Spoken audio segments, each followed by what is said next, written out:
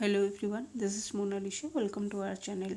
In today's class, we'll discuss about image formation in convex mirrors. बच्चों convex mirror में कैसे image formation होते हैं, उनके रूल्स क्या है, उनके रे डायग्राम्स के बारे में भी पढ़ेंगे and what are the uses of convex mirrors will discuss in this class. ठीक है, so one by one will discuss. Convex mirror के बारे में हमने पहले पढ़ा ही हुआ है. यस और no, this is our convex mirror, right. So ये जो बल्जिंग आउटवर्ड साइड आपको दिख रहा है, this surface is our reflecting surface, है कि नहीं. ये हमने डिस्कशन किया हुआ था प्रीवियस क्लासेस में कॉन्वेक्स मिरर्स के बारे में. So this is the pole, this is the centre, this is the principal focus of the convex mirror. Convex mirror के इमेज फॉर्मेशन के लिए हम ऑब्जेक्ट को सेम डिफरेंट प्लेसेस पे रख के देखेंगे कि what type of images can be formed. ठीक है, बट उससे पहले हमें रूल्स के बारे में जानना होगा. The rules for obtaining images formed by convex mirrors. तो हमने प्रीवियस क्लासेस में कॉन्केव मिरर के रूल्स के बारे में डिस्कशन किया हुआ था. सेम यहाँ पर भी कॉन्वेक्स मिरर में 4 रूल्स के बारे में पढ़ेंगे, जिसको बेस करके हम कॉन्वेक्स मिरर में इमेज फॉर्मेशन करेंगे. ठीक है, तो प्रीवियस क्लासेस के वीडियो अगर आपने नहीं देखा हुआ है, उसका लिंक डिस्क्रिप्शन बॉक्स में है, you can go through that. So let's start the rules. ये रूल्स को फॉलो करके हम कॉन्वेक्स मिरर में इमेज फॉर्मेशन करेंगे. So one by one will discuss. Rule 1 क्या कहता है? A ray of light which is parallel to the principal axis appears to diverge from the principal focus after reflection. इसका मतलब क्या है? कोई भी लाइट रे अगर प्रिंसिपल एक्सिस के पैरेलल जाता है, अगर हम प्रिंसिपल एक्सिस के कोई भी लाइट रे पैरेलल करवाते हैं, after reflection it appears to diverge from the focus. Focus से ये डाइवर्ज हो रहा है, बट ये लाइन को अगर हम एक्सटेंड करेंगे, इस ऐसा लगेगा कि ये फोकस से ही क्या हो रहा है, डाइवर्ज हो रहा है. ठीक है, so this is the first rule. समझ में आया? फर्स्ट रूल क्या है? कोई भी लाइट रे अगर parallel to the principal axis है, तो यहाँ पर मिरर है, रिफ्लेक्शन तो होगा ही स्ट्राइक करने के बाद. तो ये बोल रहा है after reflection it appears to diverge from the focus. ये डाइवर्जन तो हो जाएगा बच्चों यहाँ पर पैरेलल होने के बाद, बट कहाँ से डाइवर्ज होगा? अगर ये लाइन को हम एक्सटेंड करते हैं तो it appears to diverge from the principal focus. ठीक है, so this is our first rule. Come to the second rule. Second rule क्या कहता है? ए रे which is directed towards the principal focus becomes parallel to the principal axis. मतलब क्या है?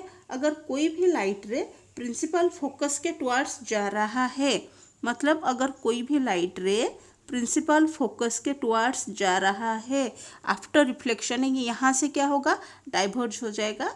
It is parallel to the principal axis. ये उसका होगा रिफ्लेक्टेड रे.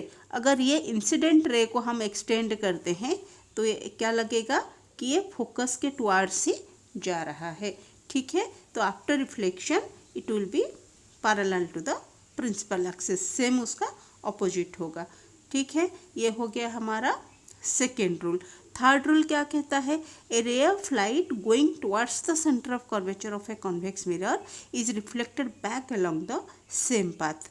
तो यहाँ पर तो कोई कन्फ्यूजन है ही नहीं. अगर कोई भी लाइट रे सेंटर ऑफ कर्वेचर दे के आ रहा है, तो आफ्टर स्ट्राइकिंग द मिरर ये सेम पाथ में रिफ्लेक्ट बैक करेगा. और अगर हम उसको एक्सटेंड करते हैं, ये सेंटर ऑफ कर्वेचर के टुवर्ड्स ही जाएगा. ठीक है, तो a ray of light going towards the centre of curvature of a convex mirror reflected back along the same path. तो यहाँ पर हमने कॉन्केव मिरर में डिस्कशन किया था angle of phi. Angle of r यहाँ पर कितना होगा बच्चों? यहाँ पर 0 होगा, right. Come to the rule number 4. Rule number 4 क्या कहता है? A ray of light which is incident at the pole of a convex mirror. अगर कोई भी लाइट रे पोल पे रिफ्लेक्ट हो रहा है, ये हो गया हमारा इंसिडेंट रे, एंड ये मिरर में स्ट्राइक करने के बाद reflected back making the same angle with the principal axis. Principal axis से सेम एंगल क्रिएट करेगा एंड ये रिफ्लेक्ट बैक हो जाएगा. So this is our 4 rule. Now will see how images formed in convex mirror. बच्चों convex mirror में image formation के लिए सिर्फ 2 ही केसेस हमारे पास मिलेंगे। कॉन्केव मिरर में जैसे हमने 6 केसेस पढ़ा हुआ था, ऑब्जेक्ट्स को 6 डिफरेंट प्लेसेस पर रख के हमने देखा था कि इमेजेस कहाँ कहाँ पर एंड कैसा इमेज फॉर्मेशन होता है, राइट। बट कॉन्वेक्स मिरर में सिर्फ 2 ही केसेस में हमें ऑब्जेक्ट को रखना है एंड उसके हिसाब से हमारा इमेज फॉर्मेशन होगा। But why 2 cases? ये ऐसा है बच्चों क्योंकि यहाँ पर सिर्फ लेफ्ट साइड में ऑब्जेक्ट रहेगा एंड राइट साइड में इसका focus and centre of curvature होगा। तो लेफ्ट साइड में हम कहाँ रख सकते हैं? एक तो कोई भी जगह पर पोल एंड इन्फिनिटी में रहेगा, अनदर केस में आर्ट इन्फिनिटी में रहेगा, ठीक है। तो यहाँ पर और कहीं भी जगह ऑब्जेक्ट को हम नहीं रख सकते हैं, दैट्स वाई यहाँ पर सिर्फ 2 ही केसेस मिलेंगे। सो फर्स्ट केस में कहाँ पर होगा ऑब्जेक्ट का position? Anywhere between pole and infinity, कहीं पर भी पोल एंड इन्फिनिटी में आप ऑब्जेक्ट को रख के देख सकते हो, एनीवेयर। तो फर्स्ट केस में what we can write? Anywhere between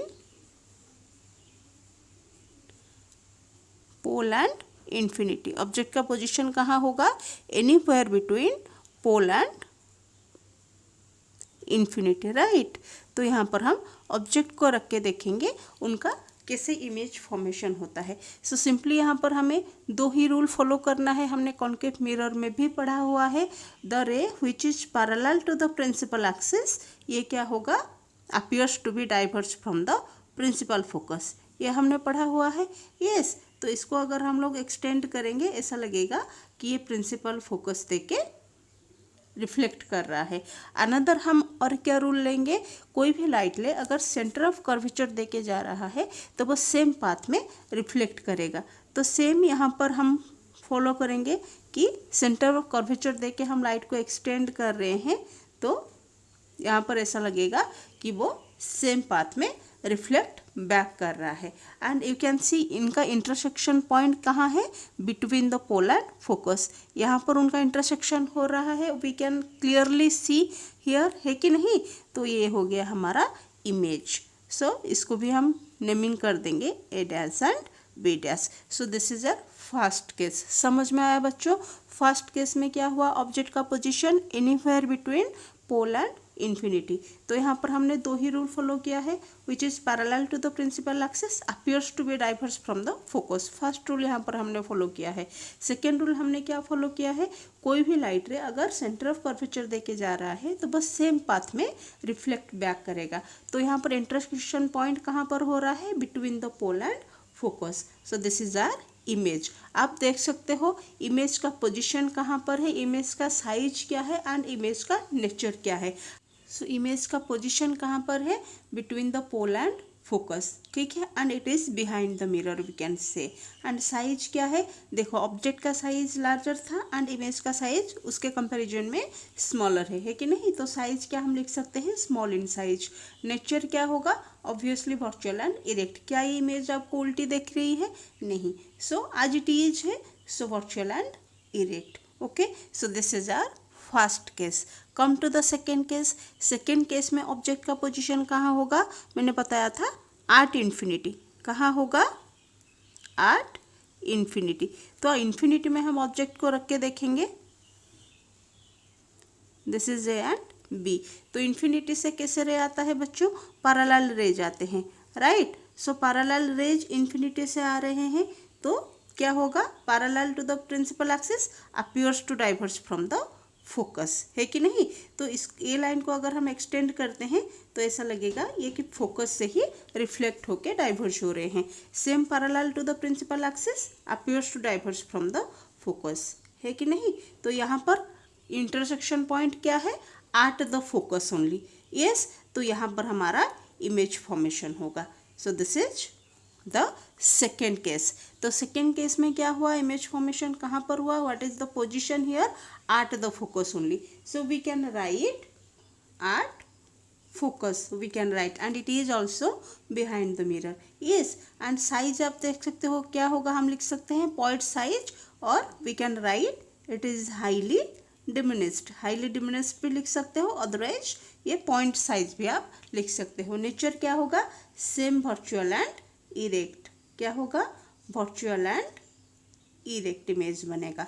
ठीक है, so this is the image formation in convex mirror. यहाँ पर सिर्फ दो ही केसेस है, केस 1 एंड केस 2। एंड ये दो केसेस में आप देख सकते हो बच्चों कि जो नेचर ऑफ द इमेज बन रहे हैं वो क्या बन रहे हैं, वर्चुअल एंड इरेक्ट बन रहे हैं। यहाँ पर कोई भी केस में रियल एंड इन्वर्टेड इमेज नहीं बन रहा है। एंड साइज भी आप देख सकते हो कॉन्वेक्स मिरर के केस में, दोनों ही केस में size of the object and size of the image, दोनों ही केस में साइज ऑफ द इमेज क्या होगा, स्मॉलर साइज होगा देन द ऑब्जेक्ट ओनली। ठीक है, come to the uses of convex mirrors. Convex mirrors के क्या क्या यूजेस हैं बच्चों, let's see. It is used as rear view mirrors in vehicles. Vehicles में जो रियर व्यू मिरर्स होते हैं बच्चों, आगे की तरफ जो दो मिरर्स लगे हुए होते हैं ना, वो कॉन्वेक्स मिरर्स ही होते हैं। कौन से व्हीकल्स पे होते हैं, सारे व्हीकल्स में होते हैं, कार्स में, ट्रक्स में, बसेस में, आपकी बाइक्स ले लो, स्कूटी ले लो, एनी व्हीकल्स आप ले लो, वहाँ पर कॉन्वेक्स मिरर ही लगा रहता है। क्यों लगा रहता है convex mirrors, to see the traffic at the rear side. हमारे बैक साइड में और रियर साइड में कौन से ट्रैफिक आ रहे हैं उनको देखने के लिए हमारा रियर व्यू मिरर्स रहता है, और आप बोल सकते हो ये कॉन्वेक्स मिरर्स का यूज है। इसके दो ही रीजन है। पहला रीजन क्या है, कॉन्वेक्स मिरर क्यों यहाँ पर यूज होता है, क्योंकि convex mirror always produce an erect image. हमें पता है फर्स्ट रीजन क्या है, कॉन्वेक्स मिरर जो है वो हमेशा इरेक्ट इमेज प्रोवाइड करता है। यस, ये हमने अभी अभी डिस्कशन किया हुआ है, क्योंकि कॉन्वेक्स मिरर के दोनों ही केस में कैसे इमेजेस प्रोड्यूस होते हैं, वर्चुअल एंड इरेक्ट। तो फर्स्ट रीजन ये है कि कॉन्वेक्स मिरर हमेशा इरेक्ट इमेज देता है। ठीक है, अगर इन्वर्टेड इमेज देता तो हमें ट्रैफिक हमेशा उल्टी दिखाई देती, इसीलिए यहाँ पर कॉन्वेक्स मिरर्स का ही यूज होता है। सेकेंड रीजन क्या है, कॉन्वेक्स मिरर्स यूज होने की वजह से ये हमें वाइडर फील्ड ऑफ व्यू देता है। क्यों, वाइडर फील्ड ऑफ व्यू देता है। क्यों वाइडर फील्ड ऑफ व्यू देता है, क्योंकि अगेन जो इमेज प्रोड्यूस करता है कॉन्वेक्स मिरर वो स्मॉलर साइज के होते हैं।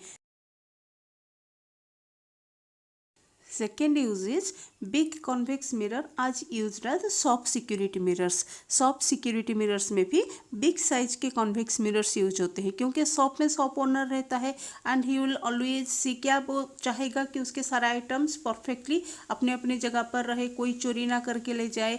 यस, सो इसीलिए वहाँ पर सॉफ्ट सिक्योरिटी मिरर्स में भी कॉन्वेक्स मिरर्स का यूज होता है। So you can see here, in today's class, we have discussed about the rules, the ray diagrams and uses of convex mirrors. In the next class, we'll discuss about the sign conventions and mirror formula of spherical mirrors. So see you in the next class. Thanks for watching this video.